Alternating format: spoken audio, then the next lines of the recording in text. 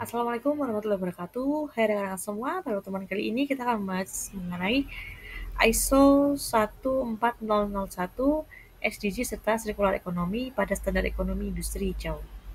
Adapun industri hijau menjadi kunci keberlanjutan global di masa depan, di mana standar global seperti ISO 14001, SDGs dan juga ekonomi sirkular membentuk fondasi transformasi industri. Adapun pengantar mengenai industri hijau diantaranya adalah industri hijau merupakan pendekatan produksi yang meminimalkan dampak lingkungan sehingga industri ini dapat memanfaatkan sumber daya secara efisien. Adapun tantangannya yaitu ekonomi linear dalam tanda kutip ambil pakai buang tidak lagi berkelanjutan sehingga polusi limbah serta emisi karbon telah mencapai tingkat kritis sehingga diperlukannya transformasi sistem untuk masa depan yang berkelanjutan. Mari kita mengenal mengenai ISO 14001, di mana ISO standar internasional ini merupakan standar manajemen lingkungan yang diakui secara global.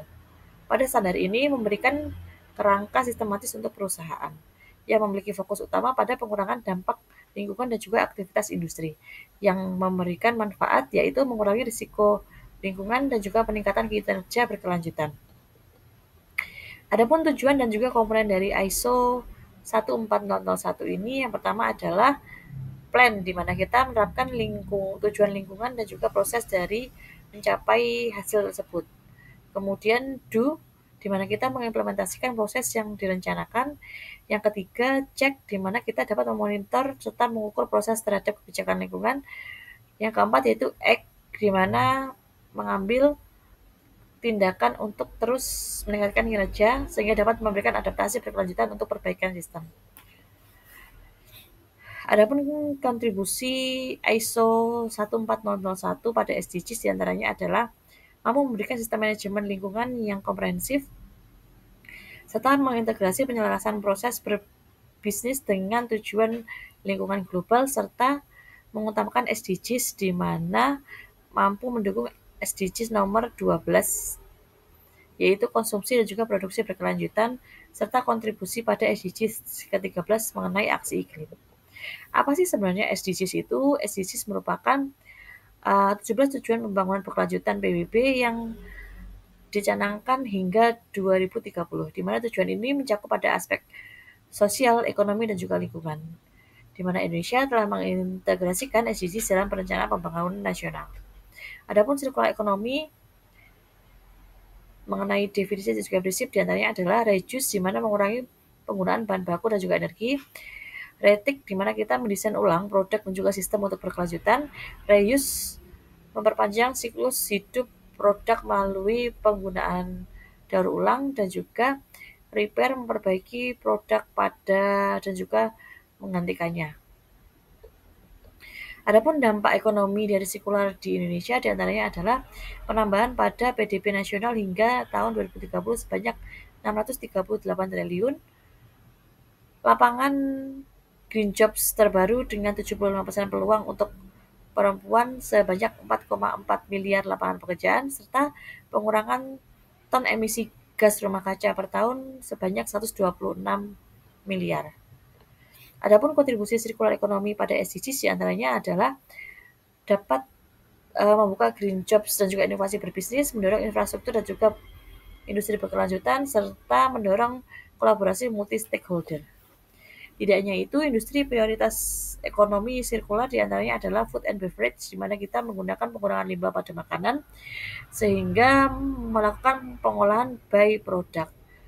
Yang kedua, konstruksi, di mana material ramah lingkungan, mendesain pembongkaran dan juga pembangunan ulang oleh material. Yang ketiga, tekstil, kita mampu memberikan daur ulang serat serta mendesain ulang dan juga extend producer responsibility. Adapun studi kasus mengenai industri tekstil di Indonesia yaitu memiliki tantangan diantaranya dapat menghasilkan limbah yang signifikan, di mana Indonesia menjadi produsen tekstil terbesar dengan jejak karbon tertinggi. Tidak hanya itu, inisiatif sirkuler dilakukan dengan adanya daur ulang serat tekstil dan juga penggunaan bahan yang berkelanjutan yang dapat memberikan hasil mengenai pengurangan limbah tekstil hingga 30%. Adapun regulasi dan juga kebijakan terkait industri hijau diantaranya adalah Undang-Undang Nomor 3 garis miring 2014 pada Undang-Undang Perindustrian yang memperkenalkan konsep industri hijau terjadi pada dasaran hukum dengan pengembangan industri keberlanjutan. Selanjutnya mengenai green building policy di mana kita menitikberatkan pada kebijakan bangunan hijau untuk efisiensi energi serta mengembangkan dan juga memastikan target dan juga strategi nasional untuk transisi hijau. Tidak hanya itu, integrasi antara ISO 14001, SDG dan juga circular economy diantaranya adalah dapat memberikan pertumbuhan berkelanjutan secara seimbang antara ekonomi, sosial, dan juga lingkungan. Kemudian circular economy yang dapat memberikan strategi operasional untuk regenerasi sumber daya, serta SDGs pada kerangka tujuan dan juga target pembangunan nasional.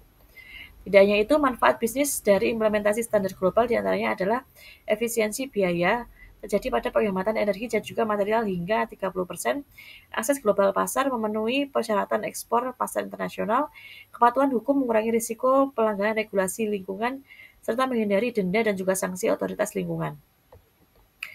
Tidak hanya itu, praktik nyata pada Ibu Kota Nusantara atau IKN yang memiliki visi kota hijau berkelanjutan dengan prinsip Forest City, di mana memiliki sistem pengelolaan limbah terintegrasi dengan ekonomi sirkuler, di mana telah menyiapkan 80% energi terbarukan dari sumber-sumber yang telah terbarukan, serta transportasi berkelanjutan yang rendah karbon dan juga mobilitas publik. Adapun sertifikasi dan juga asesmen yang berkelanjutan diantaranya adalah sertifikasi ISO 14001 yang melalui proses audit dan juga verifikasi oleh Badan Sertifikasi Terakreditasi.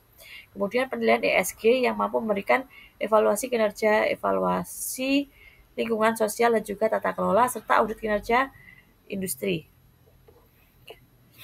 Tantangan implementasi di Indonesia yaitu mengenai mindset linear, di mana resistensi terhadap perubahan sistem bisnis konvensional serta keterbatasan sumber daya manusia, kurangnya tenaga ahli dan juga tenaga dalam bidang industri hijau.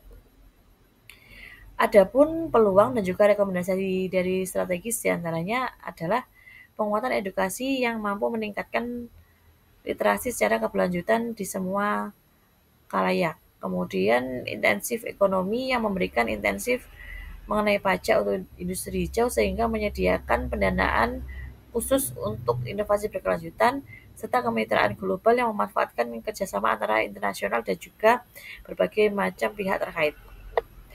Adapun penutup pada pemaparan materi hari ini adalah kunci dari daya saing global diantaranya adalah industri hijau, di mana industri hijau merupakan sebuah keharusan, bukanlah sebuah pilihan. Standar keberlanjutan akan menentukan proses akses di pasar global. Perusahaan yang beradaptasi lebih cepat akan tinggi dan juga menang dalam persaingan. Transformasi hijau membutuhkan komitmen pada semua belah pihak. Kemitraan pemerintah, swasta, hingga masyarakat menjadi hal-hal yang cukup krusial dan cukup diperhatikan. Sehingga standar global seperti ISO, SDG, serta ekonomi sirkular menjadikan peta jalan atau roadmap yang jelas. Sekian pemaparan materi pada hari ini. Yang kurang lebihnya mohon maaf. Wassalamualaikum warahmatullahi wabarakatuh.